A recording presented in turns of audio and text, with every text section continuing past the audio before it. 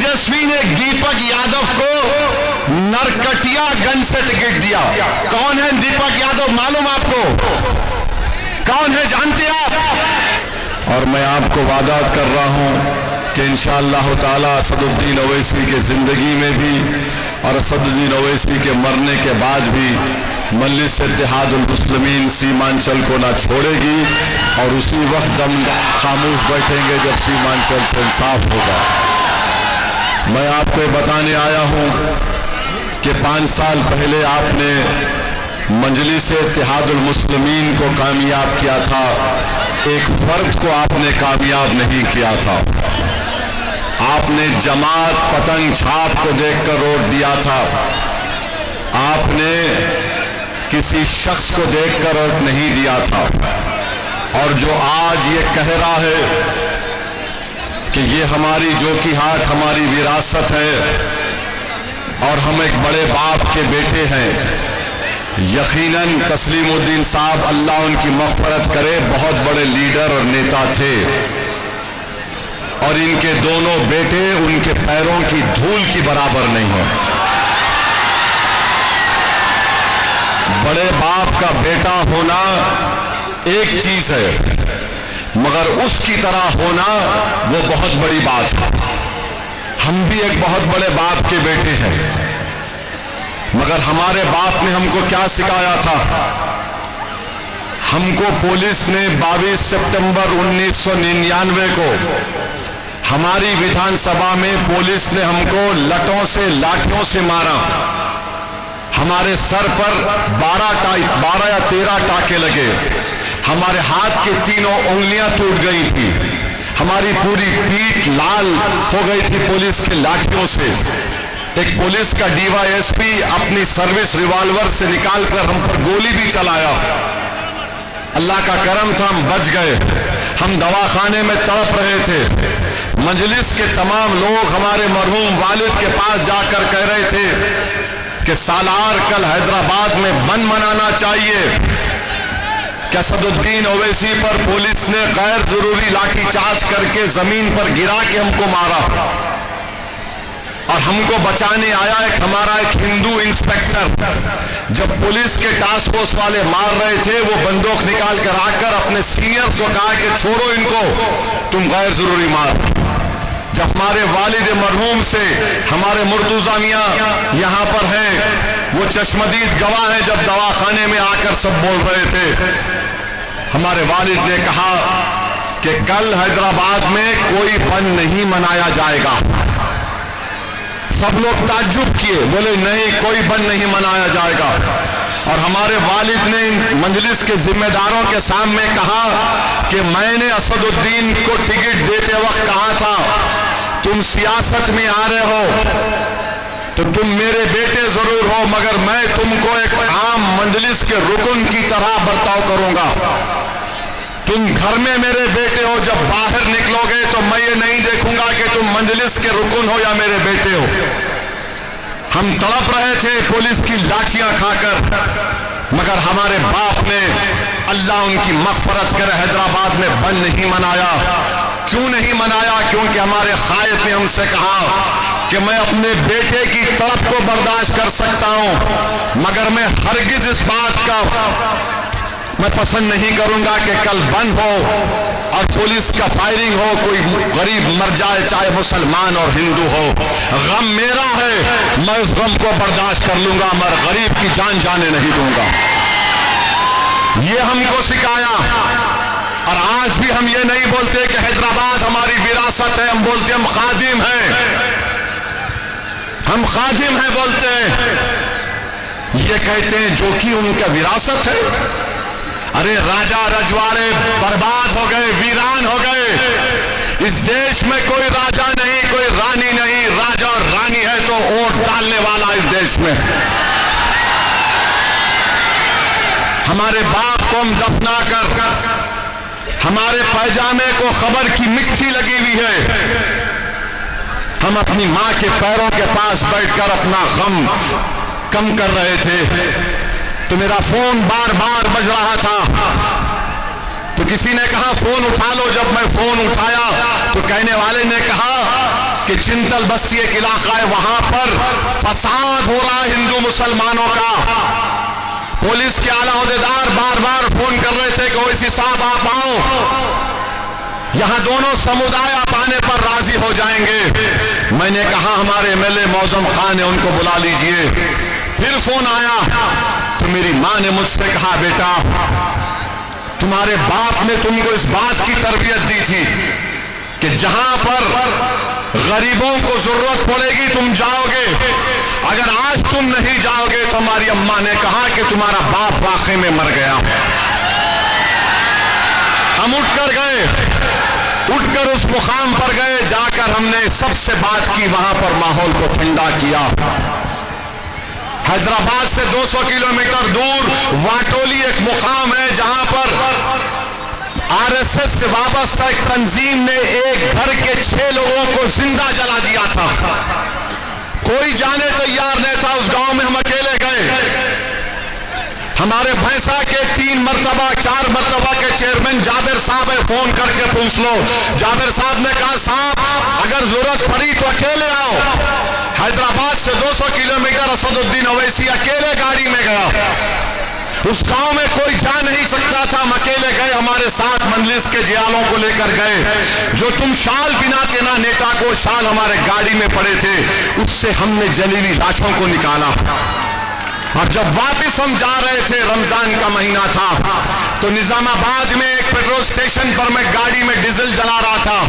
मेरे पास Ford Endeavour गाड़ी थी, तो मैं देखा कि नमाज फजर पढ़कर एक ज़ईफ बुजुर्ग मेरे पास चल कर आए। आकर कहा कि तुम असदुद्दीन हो? मैंने कहा हाँ। उन्होंने मुझसे पूछा, तुम कहां से आ रहे बेटा? मैंने कहा वाटोली में वाकया हुआ, हम वहां पर गए थे।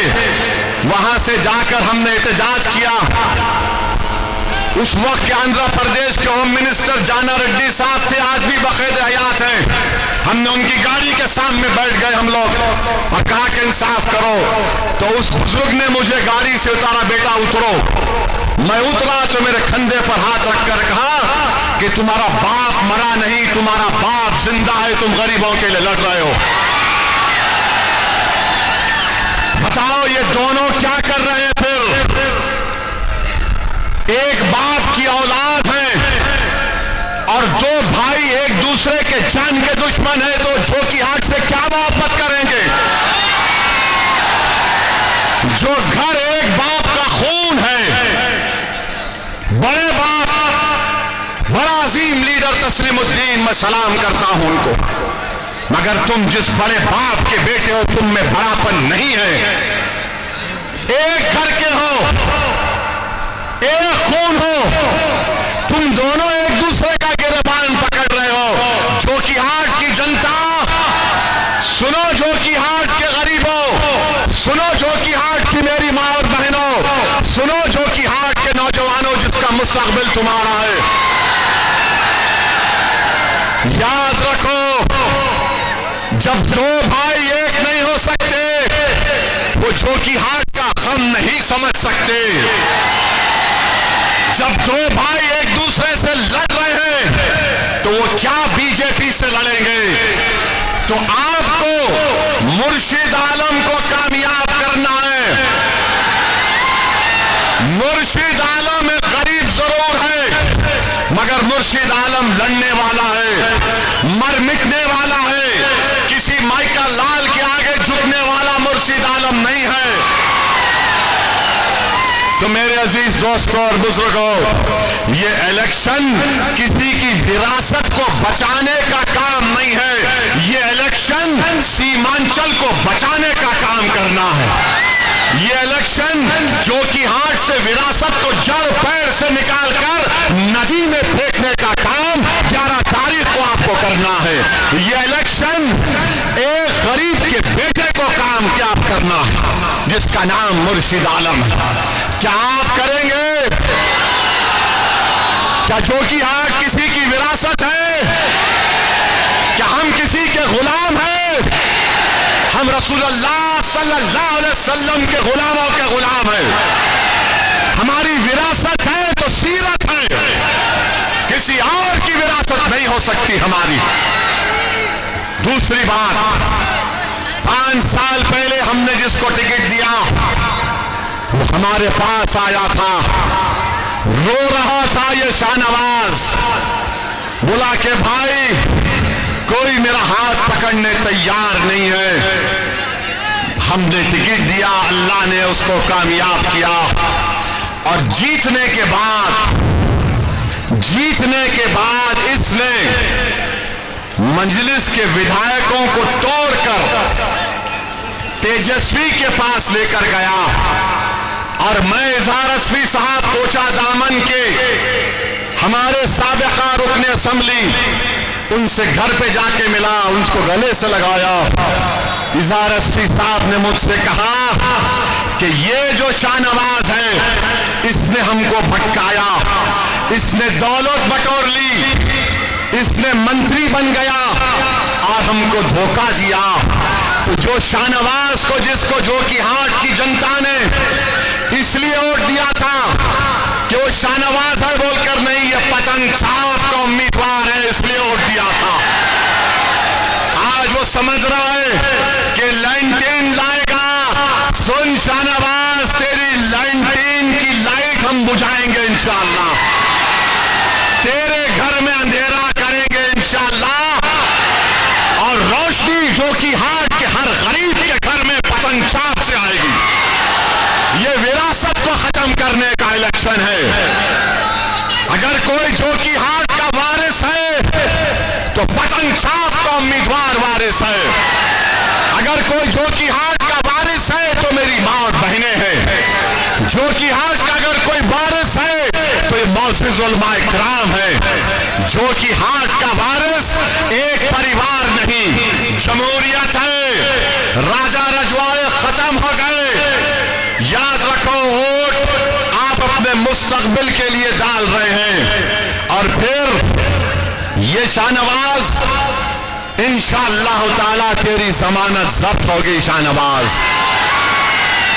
तूने जोकीहाट और सीमांचल की जनता को धोखा दिया है और तू उस पार्टी से आता है जिसके तेरे नेता ने हमारे बारे में कहा कि ओवैसी उलगावादी है। ओवैसी क्या कहा उसने? चरमपंथी है। अरे शाहनवाज, तू पूछ लेता जाके तेजस्वी से कि चरमपंथी का मतलब क्या है। क्या चरमपंथी उसको कहते हैं जिसके चेहरे पे दाढ़ी, सर पे टोपी है? क्या चरमपंथी वो है जो 5 वक्त का नमाजी है? क्या चरमपंथी वो है जो कुरान की तिलावत करता है? क्या चरमपंथी वो है जो हमारी माँ और बहनें अपने सर पर दुपट्टा या हिजाब या बुर्का पहनती हैं? क्या चरमपंथी मदरसे में पढ़ने वाले या पढ़ाने वाले हैं? क्या चरमपंथी कुरान की तिलावत करने वाले हैं? क्या चरमपंथी अल्लाह अकबर बोलने वाले हैं? क्या चरमपंथी जमीन और आसमान की खालिक की इबादत करने वाले हैं? जब नहीं है तो तेजस्वी के नजर में चरमपंथी कौन है, कौन नहीं है जो उसके बाप के सामने सर झुका दे, जिस तरह शाहनवाज ने जोकीहाट को उनके सामने झुकाने की कोशिश की। तेजस्वी की नजर में चरमपंथी वो नहीं है जो उसके दर पे आके भीख मांगे। चरमपंथी वो नहीं है तेजस्वी की नजर में जो आकर ये कहे कि तू मेरा नेता है। चरमपंथी वो नहीं है तेजस्वी के पास जो सीमांचल की बदहाली को दूर करने की बात ना करे। तेजस्वी की नजर में चरमपंथी वो नहीं है जो इंतशार की बात करता है, इत्तेहाद की नहीं करता। तो हम बताना चाह रहे हैं तेजस्वी को और शाहनवाज को, तुम लाख कोशिश कर लो, अगर अल्लाह की इबादत करना चरमपंथी है, सीमांचल के ताल्लुक से सवाल करना चरमपंथी है, अगर सीमांचल की नदी के कटाव का काम का मुतालबा करना, तटबंध का काम का मुतालबा करना चरमपंथी है, अगर ब्लॉक से करप्शन का खात्मा करना चरमपंथी है, तो सुनो तेजस्वी, हम छोड़ेंगे नहीं। हम पुकार पुकार कर कह रहेंगे कि हम जो बोलते हैं वो सच है। हम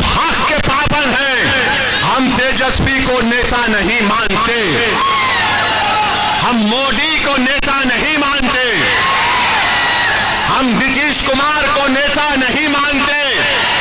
सीमांचल की जनता ने तय कर लिया कि ओवैसी हमारा नेता नहीं है मगर हमारा खादिम है।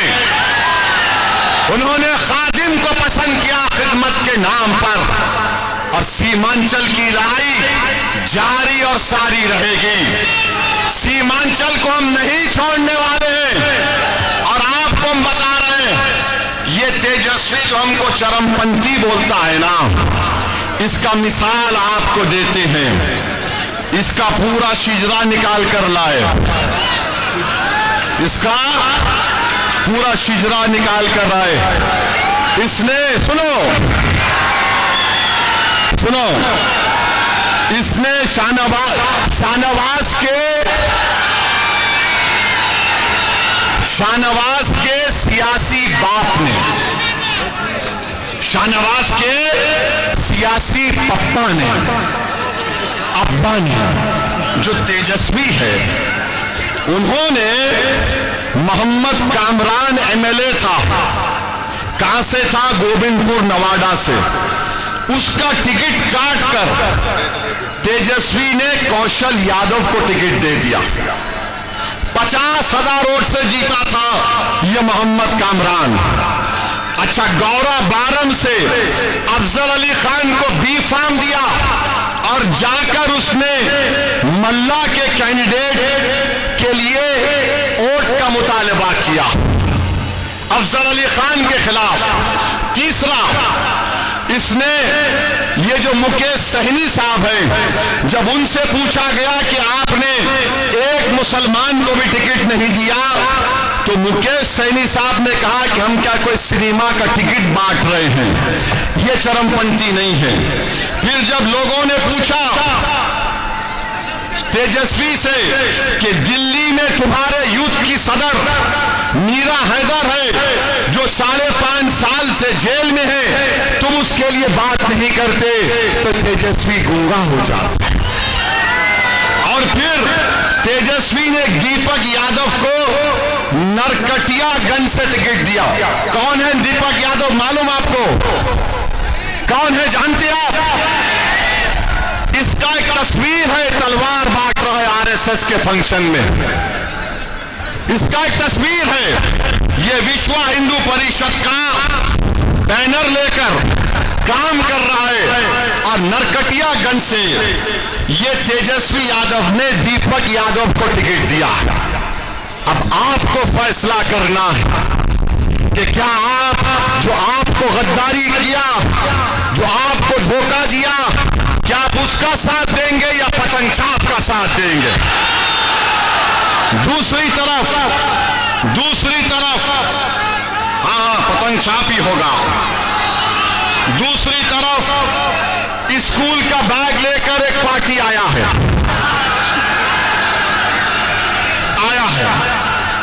अच्छा, ये कौन है मालूम आपको? ये 2014 में नरेंद्र मोदी के इलेक्शन मैनेजर थे गुजरात में। 2012 से उन्होंने मोदी को प्रधानमंत्री बनाने का काम गुजरात से शुरू किया, उसको प्रधानमंत्री बनाया। चाय पे चर्चा, 15 लाख अकाउंट में आएंगे, 1 करोड़ नौकरी दिया जाएगा, ये सब झूठ इन्होंने मोदी की जबान से बुलवाया। तो जो 2012 से 14 तक मोदी के लिए काम किया, वो क्या जोकीहाट का वोट ले पाएगा? बताओ, जो 2012 से 2014 तक मोदी को प्रधानमंत्री बनाने का काम किया, क्या तुम उसका साथ दोगे? और फिर इसने क्या किया? एक मनीष कश्यप को टिकट दिया।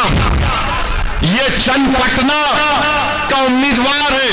ये कौन मनीष कश्यप है? ये वो मनीष कश्यप है जो मोदी का सबसे बड़ा राजदुलारा है।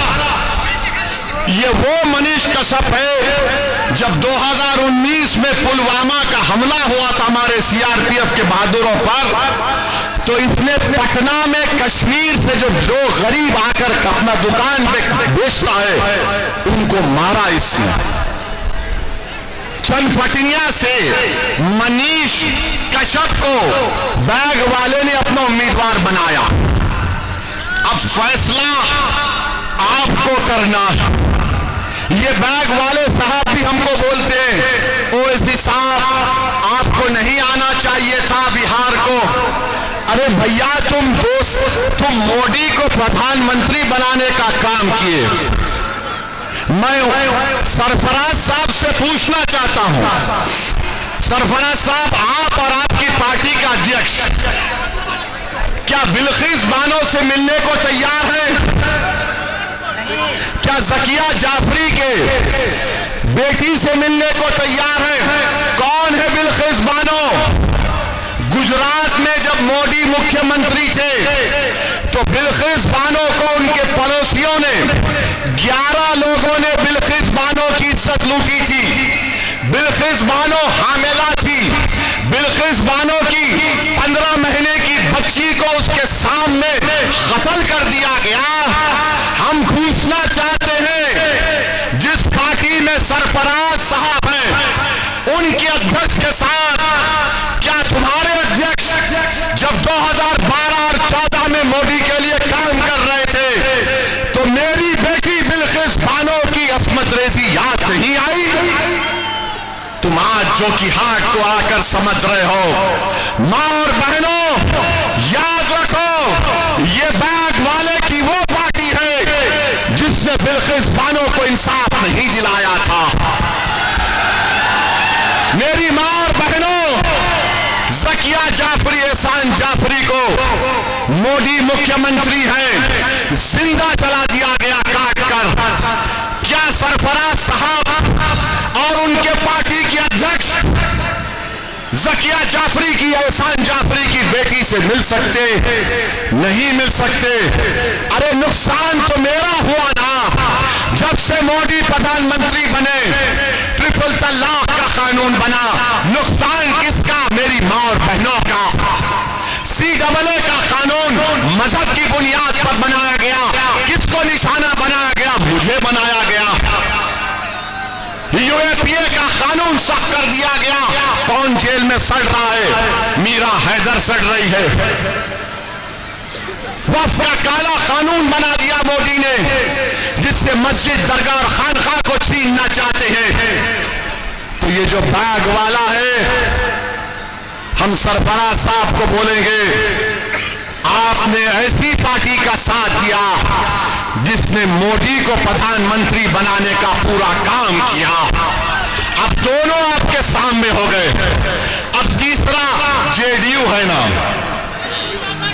क्या नाम है? मंजर साहब। मंजर साहब अगर कोई मस्जिद को छीन ले तो तुम खामोश बैठोगे? अगर कोई दरगाह को छीन ले खामोश बैठोगे? मंजर साहब वक्फ का मालिक कौन होता है? अल्लाह होता है या कोई इंसान होता है? बताओ। मस्जिद किसी की जात की मिल्कियत होती है कि रब्बे करीम की होती है? मंजर साहब जिस पार्टी से आप खड़े हैं उस पार्टी ने मेरे मजहबी तशख्खुस को खत्म करने की कोशिश की। मेरी मस्जिद दरगाह और वक्फ को खत्म करने का काम किया। बताओ जो कि हाट की जनता ये दीन का तुम्हारा सामने पूरा रख दिया हूं, चट्टा बट्टा रख दिया हूं दोनों भाई का और मंजर साहब का। अब एक तुम्हारे सामने ये गरीब खड़ा है, ये मासूम खड़ा है जो किसी बड़े बाप का बेटा नहीं मगर इसका बाप बड़ा गयूर था। जो तुम्हारी तरह आम आदमी है जो कि हाट को विरासत नहीं समझता बल्कि ये समझता कि मैं विधायक बनूंगा तो खिदमत करके अपनी आखिरत का सौदा कर लूंगा। अब आपको 11 तारीख के दिन फैसला करना है। और तेजस्वी तुम सुन लो, तेजस्वी तुम सुन लो, तुमने हमको गाली दी ना, सीमांचल का हर दाढ़ी वाला हर टोपी पहनने वाला, सीमांचल की हमारी हर वो माँ बहन बेटी जो सर पर दुपट्टा लगाती है, वो 11 तारीख को तुमको बताएगी कि चरमपंथी बोलने का क्या अंजाम होता है। जवाब देंगे ना? मेरी माँ और बहनें हाथ उठाकर बोलिए, आप जवाब देंगे? डरिए मत, डरिए मत। ये लड़ाई मान सम्मान की है, कोई आकर हमको बदनाम नहीं कर सकता। अरे ये तेजस्वी जो बोला है ना, ऐसा लग रहा है कि हकीकी मानों में मोदी का छोटा भाई बन चुका है। तो मेरे अजीज दोस्तों और बुजुर्गों, 8 तारीख को भी हम आएंगे, 9 तारीख को भी आएंगे इंशाअल्लाह ताला। आप आएंगे, आप 8 को आएंगे, 9 को आएंगे, थक तो नहीं जाएंगे।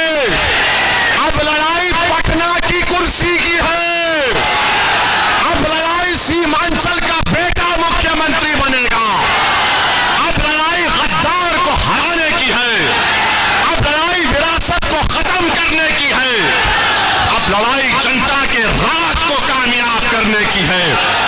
तो लगाओ हमारे साथ नारा, सीमांचल जिंदाबाद, सीमांचल जिंदाबाद, सीमांचल जिंदाबाद।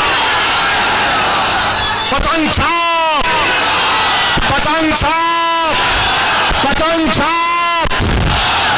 हमारा मान सम्मान जिंदाबाद, हमारा मान सम्मान जिंदाबाद। मजलिसे इत्तेहादुल मुस्लिमीन, नारे तकबीर, अल्लाहू अकबर, नारे तकबीर, अल्लाहू अकबर, नारे तकबीर, अल्लाहू अकबर। अल्लाह आपको सलामत रखे। 11 तारीख के दिन एक सैलाब बन जाओ, वो सैलाब बन जाओ कि तुम्हारे सामने जो आएगा वो सर्रे की तरह बहा के तुम्हारा इत्तेहाद लेकर जाएगा। पतंग छाप अपने घर में पहुंच चुकी है, पतंग छाप हमारी ताकत है। आपसे अपील कर रहे हैं कि 11 तारीख को मजलिस को कामयाब करिए। नारे तकबीर, अल्लाहू अकबर। पतंग छाप जिंदाबाद, जिंदाबाद। असदुद्दीन ओवैसी जिंदाबाद, असदुद्दीन ओवैसी जिंदाबाद, असदुद्दीन ओवैसी जिंदाबाद। जो कि हक की जनता जिंदाबाद, जो कि हक की जनता जिंदाबाद, जो कि हक की जनता जिंदाबाद। आखिर में हम दूर दराज से आए हुए तमाम मेहमानान किराम का अपने हर दिल अजीज लीडर और भावी प्रत्याशी